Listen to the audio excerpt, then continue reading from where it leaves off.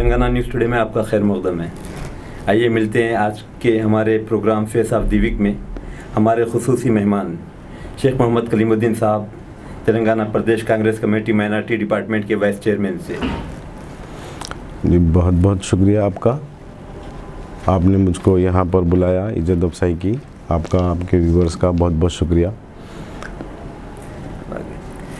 आइए जानते हैं मुल्क में बढ़ती हुई महंगाई पर इनके ख्यालात।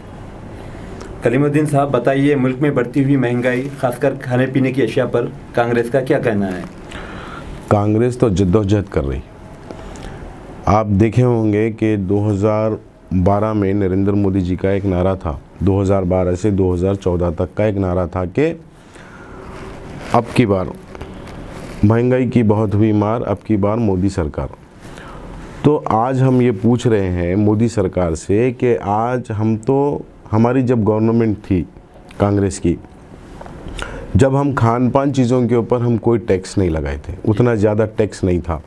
लेकिन आज ये मोदी सरकार एजुकेशन महंगा कर दी, गरीब आदमी को ढूंढ ढूंढ के दूरबीन से उनके ऊपर जीएसटी लगा रही कि इनके खाने पीने से भी मर जाए।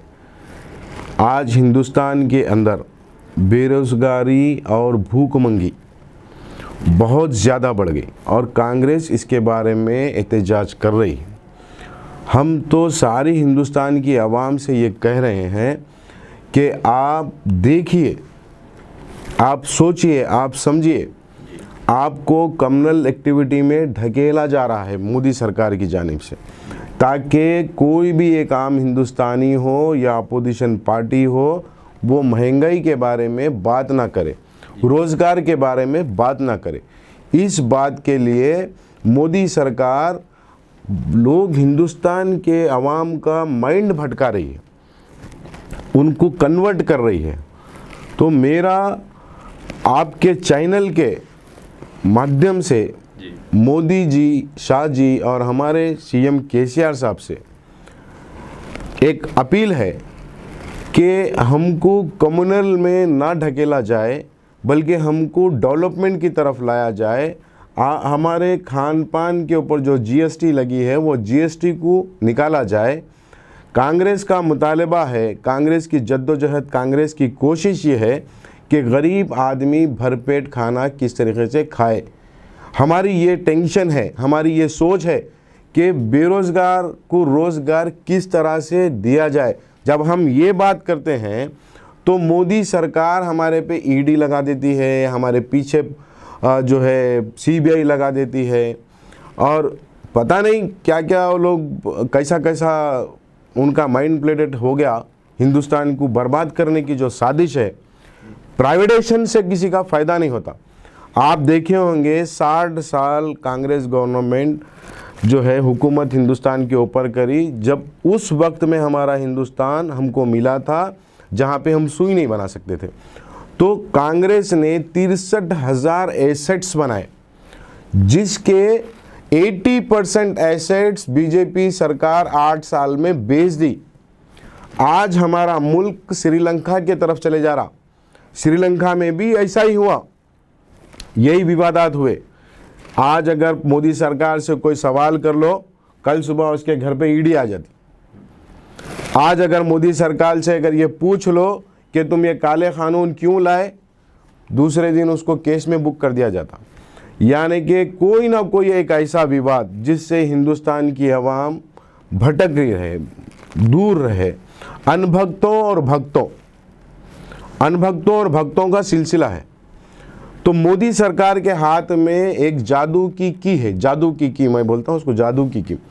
माँ, मजहब, मुल्क, ये 3 चीज़ के ऊपर टारगेट कर रही है और आम हिंदुस्तानी की जेब के ऊपर हमला कर रही है। आप हेल्थ मेडिसिन्स के ऊपर जीएसटी, गरीब आदमी दवा मत खाए। चावल के ऊपर जीएसटी, दूध, दही, पनीर के ऊपर जीएसटी। आप खाना बंद कर दे, तरकारी खाए कच्ची। मोदी सरकार चाहती है कि गरीबों को गरीबी नहीं हटाओ, गरीबों को हटाओ।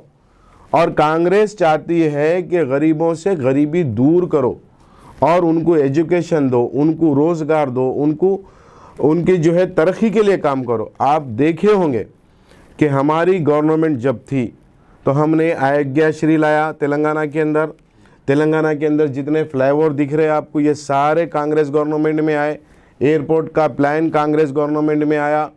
और हैदराबाद तेलंगाना के अंदर जितना भी डेवलपमेंट हुआ वो सारे का सारा कांग्रेस गवर्नमेंट किया था। टीआरएस गवर्नमेंट बीजेपी गवर्नमेंट की एक छवि है। एक सिक्के के दो रुख है। एक रुख पे बीजेपी है तो उसी सिक्के के दूसरे रुख का नाम है टीआरएस।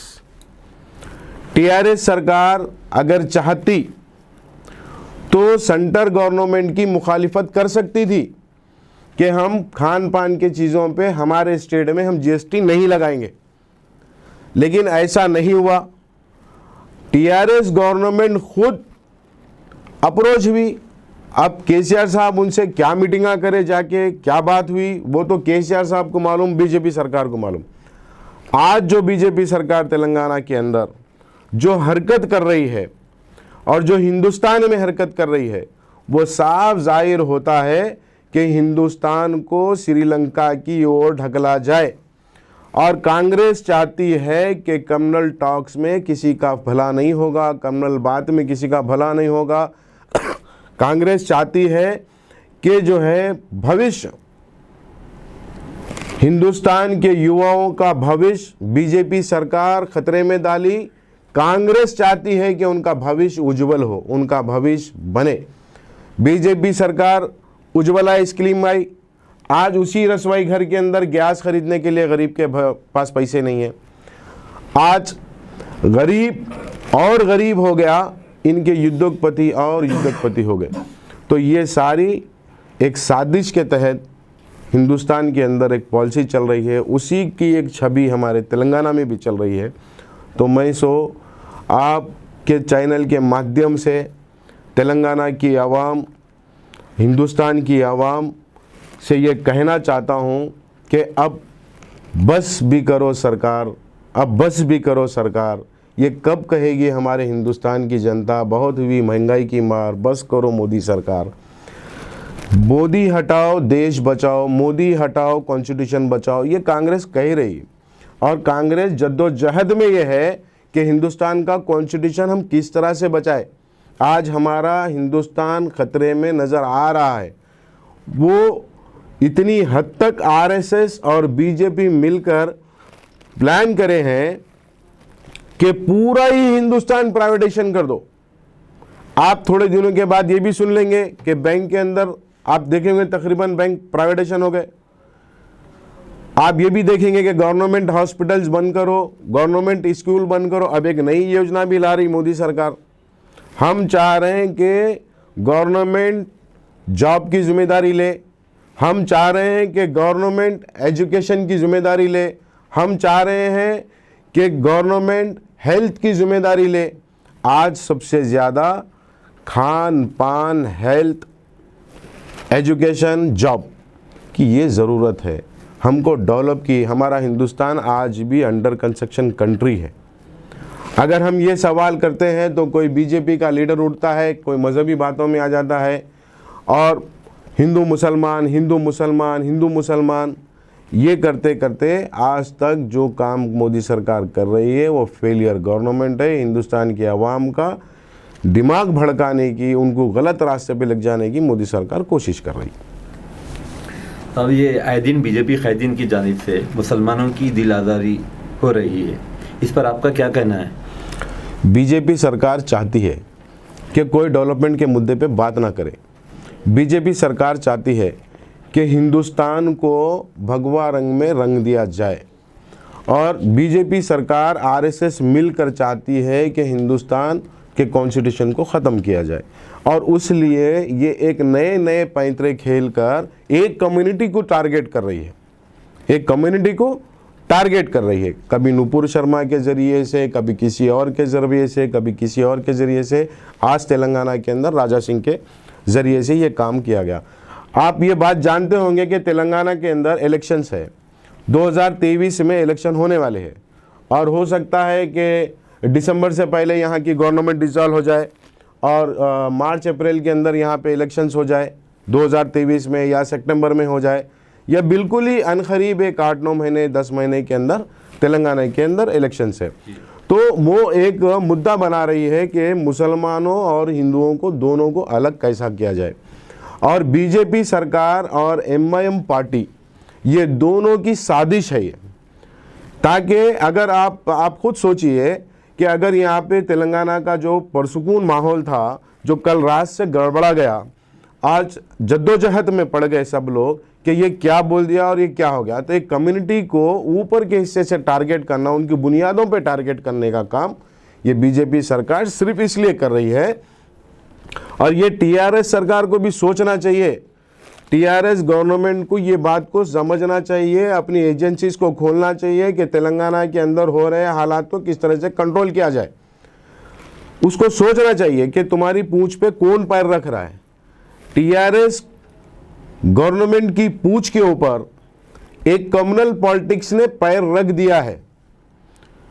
आज जिनको खजूर खिलाते थे वो कहीं ना कहीं टीआरएस की खबर खोदते नजर आ रहे हैं। जिनको भाई बेटा बोल करके जो खजूर खिलाए थे, आज वही पार्टी के लोग, मुसलमान नहीं, वो पार्टी के लोग जो कम्युनल है, कम्युनल सोच वाले हैं, तो टीआरएस की पूंछ पे जाके बैठ गए।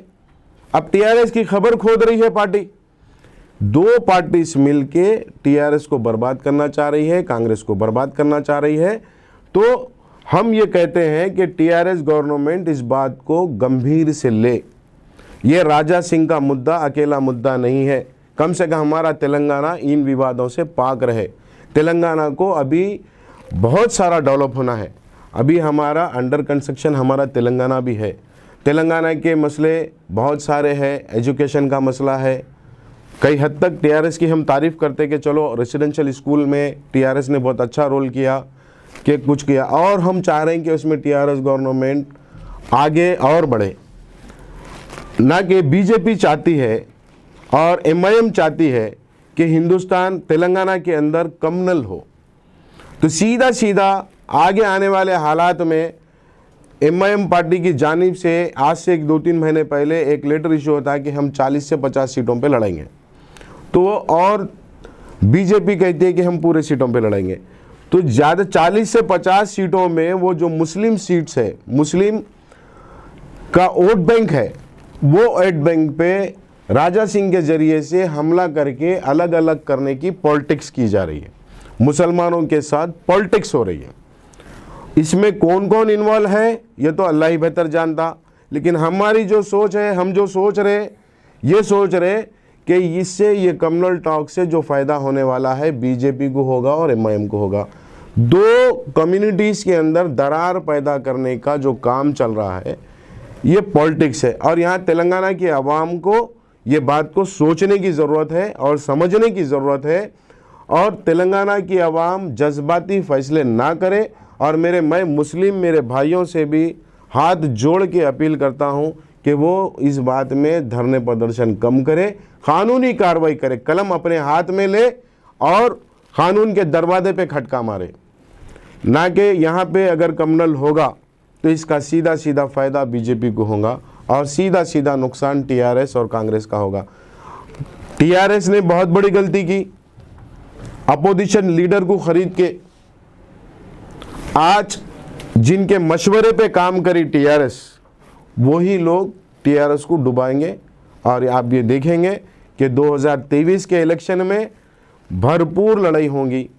आज जो कल राजा सिंह ने जो बयानबाजी किया है, वो बयानबाजी को इस्तेमाल किया जाएगा इलेक्शन के अंदर। एक मुस्लिम एरिया में खड़े रह के एक मुस्लिम लीडर ये कहेगा कि तुमको फलानी बीजेपी से हम बचाए, और एक हिंदू एरिया में खड़े के हिंदू लीडर कहेगा कि हम मुसलमानों से बचाए। क्या मैं ये पूछना चाहता हूँ बीजेपी सरकार, टीआरएस सरकार, एमआईएम से ये पूछना चाहता हूँ कि ये आप कौन सी राजनीति कर रहे हैं? ये क्या है? ये राजनीति करने का एक नया तरीका कौन सा निकाला है आप लोगों ने? आप लोग क्या ये चाहते हो कि हिंदू तेलंगाना के अंदर के फसादात होंगे और मारपीट होंगी, कई बेगुनाह मारे जाएंगे, ऐसे बयानात एक ज़िम्मेदार शख्स की ज़ुबान से बिना मनुपेट करे के नहीं निकलते। राजा सिंह कोई छोटा बच्चा आदमी नहीं है, वो कोई अननॉलेजेबल आदमी नहीं है, 2 बार विधायक रह चुके, और एक एरिया, एक कॉन्स्टिट्यूंसी की रिस्पॉन्सिबिलिटी जो आदमी को असेंबली में खड़े रह के अपनी कॉन्स्टिट्यूंसी के हर कम्युनिटीज़ के लिए लड़ना था, आज वो एक वन साइड एक कम्युनल बात करता है।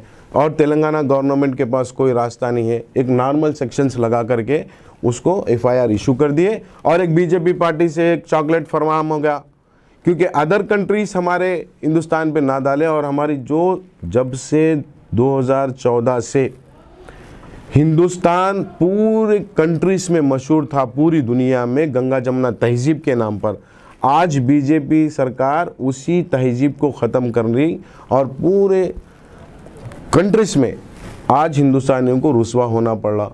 तो ये गंदी सरकार, कम्युनल पॉलिटिक्स को बंद करना चाहिए और ये आम हिंदुस्तानियों को ये बात को सोचना चाहिए कि हमारा भविष्य हमारे कॉन्स्टिट्यूशन में है। अगर हमारा भविष्य हमारे बच्चों में है, हिंदुस्तान के बच्चे बड़े बड़े पढ़े लिखे आगे बढ़े, इंजीनियर बने, डॉक्टर बने, साइंटिस्ट बने, ये हिंदुस्तान की गवर्नमेंट को करना चाहिए, ना कि उन मासूम बच्चों के हाथ में RSS की जानिब से तलवार, चाकू, भाला, बंदूक दे करके लड़वा करके आज ये कम्युनल जहर जो फैल रहा है, ये हिंदुस्तान की जड़ों को काट रहा है और हिंदुस्तान की जड़ों को काटने का काम बीजेपी सरकार कर रही है और उसके सपोर्ट में TRS सरकार कर रही है। TRS गवर्नमेंट के अंदर 8 मस्जिदों को शहीद कर दिया जाता, मुसलमानों की मारा जाता, रीढ़ की हड्डी पे तोड़ा जाए, मुसलमानों से खेला जाए। एक कम्युनिटी को जैसा बीजेपी टारगेट कर रही है वैसा TRS भी टारगेट कर रही है। 2 आशिर खानों को तोड़ा जाए, तोड़ दिया। सेक्रेटेरिएट के अंदर की मस्जिद को बिना विदाउट परमिशन ढा दिया गया। सेक्रेटेरिएट के मायने मैं पूछना चाहता हूं KCR साहब से कि आपको कितने में अपना ईमान बेचना पड़ा? क्यों मुसलमानों के पीछे आप पीछे से वार कर रहे? आप तो कहते थे 2014 में कि तुम मुझको एक बार सपोर्ट करो, मैं तुमको तमिलनाडु का हवाला देकर मुसलमानों को 12% रिजर्वेशन देने वाली गवर्नमेंट, जो 12% रिजर्वेशन देने वाला CM, दिलाने वाला CM जो मुसलमानों का दोस्त कहा, उसको मस्जिदां तोड़ने में आसानी हो गई।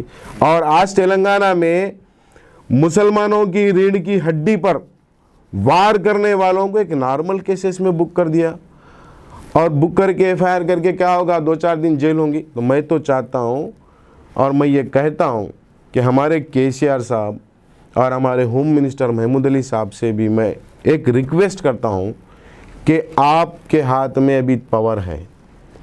आप अगर तेलंगाना को बचाना चाहते हो तो कम्युनल पॉलिटिक्स और कम्युनल टॉक करने वालों को बंद करो, जेलों में डालो और ऐसा एक रूलमेंट लाओ कि जो अगर तेलंगाना के अंदर अगर कोई कम्युनल बात करे या कम्युनल किसी भी मज़हब पे टारगेट करे, कोई गलत गुफ्तगू करे, उसको सज़ा हो 10 साल की, नॉन बेलेबल सेक्शन में रखा जाए, आपको उसको अंदर डाला जाए ताकि दूसरे लोग ये विवाद से बचे रहे। ये TRS गवर्नमेंट अगर करी तो ये समझना कि ये मुसलमानों के साथ है, मुसलमानों की दोस्त है। अगर ये ऐसा नहीं करी तो समझना है बीजेपी की बी टीम पार्टी है। एक बी टीम पार्टी हमारे ओल्ड सिटी में है, अब ये C team party, A party, B party, C party, ये सब एक ही है और इनका मंशा एक ही है कि एक कम्युनिटी को टारगेट किया जाए। तेलंगाना में 2023 इलेक्शन में कांग्रेस की क्या पोजीशन होगी और तेलंगाना में कौन सी पार्टी हुकूमत बनाएगी? देखिए, ये तेलंगाना की आवाम डिसाइड करने वाली है। कांग्रेस भरपूर कोशिश कर रही है कि कांग्रेस जो तेलंगाना को अलग करने वाली, तेलंगाना देने वाली भी कांग्रेस और तेलंगाना को डेवलप करने वाली भी कांग्रेस, और ये लुटेरों के हाथ से निकालना ये तेलंगाना की आवाम का काम है। तेलंगाना की आवाम को नफ़रत होना कि मोहब्बत होना, तेलंगाना की आवाम को बर्बादी होना कि आबादी होना। अगर मोहब्बत होना तो आए कांग्रेस के तरफ, कामयाबी होना है तो आए कांग्रेस के तरफ। कांग्रेस के हाथ से अगर हाथ मिला के चलोगे तो ही कामयाबी होगी तेलंगाना के अंदर, तेलंगाना की आवाम की तरक्की होगी। कांग्रेस भरपूर कोशिश हमेशा ये करी हुई है, और लास्ट टाइम जब हमारी हुकूमत थी तो हमने बड़े बड़े स्कीम्स लाए जिससे आवाम को करोड़ों रुपए का फ़ायदा हुआ। एक गरीब आदमी हॉस्पिटल में जा कर के 50 रुपये 100 रुपये की दवा लेता था, उसका हमने 50-50 लाख का इलाज कराया, 25-25 लाख का इलाज कराए। आज्ञा स्कीम आज्ञाश्री आज उसको बंद कर दिया गया। जो सीएम 12% रिजर्वेशन देने की बात करता था, वो 4% रिजर्वेशन जो हमारा है कांग्रेस गवर्नमेंट में दी थी, आज उसको भी पूरा करने में नाकाम हो गया। एक कम्युनिटी बनाते, हम तुमको ये दे रहे, और उसके पैसे पीछे से दरवाजे से लाके घर में रख लेते कि यूज़ नहीं हुए, टाइम पीरियड ख़त्म हो गया, पैसे फंड यूज़ नहीं हुआ, फिर से वापस चलेगा। कमीशन बेस्ड धंधा है। वक्फ बोर्ड को बंद क्यों किया गया था? तेलंगाना गवर्नमेंट ने वक्फ बोर्ड को क्यों बंद किया था? उसके पीछे क्या राज है? हम तो ये बोल रहे हैं कि भाई तुमने तेलंगाना को बंद करके वक्फ बोर्ड को, तेलंगाना के वक्फ बोर्ड को बंद किया, बंद करके मुसलमानों का माल खींच लिया। ये टीआरएस गवर्नमेंट करी। एक एक इलेक्शन एक एमएलए का 200 करोड़ में लड़ते हैं, एक कॉन्स्टिट्यूंसी लड़ने के लिए 200 करोड़ खर्चा करते हो। तो ये तेलंगाना की आवाम को सोचना चाहिए कि इनके पास पैसे छापने की मशीन है क्या? बीजेपी, टीआरएस, ये पार्टीज के पास इतना फंड आया कहाँ से? जबकि बीजेपी ये कहती थी कि कांग्रेस करप्ट है, हम बोल रहे कि भाई तुम ये क्या कर दे रहे, नोटबंदी कर दिए, सारा पैसा पब्लिक का खींच के अपने जेबों में रख लिए, और अपने उद्योगपतियों के पास जो है वहाँ से जो है ड्रग्स मिल रही, गांजा मिल रहा, नशीली दवाएं, नौजवान रोज़गार ना करे, नशे का सौदा करे। ये काम दोनों गवर्नमेंट की तरह जानिब से चल रहा है कि हिंदुस्तान की आवाम को भी 2024 में सोच समझ के कदम उठाना चाहिए। जो तेलंगाना के अंदर तेलंगाना के पुरसुकून माहौल को ख़राब करने की कोशिश की जा रही है बीजेपी की जानिब से, वो तेलंगाना की आवाम बड़े होश और होशियारी के साथ ये काम कुछ समझ के, इनकी पॉलिसीज़ को समझ के तेलंगाना की आवाम तय करे कि 2023 में कौन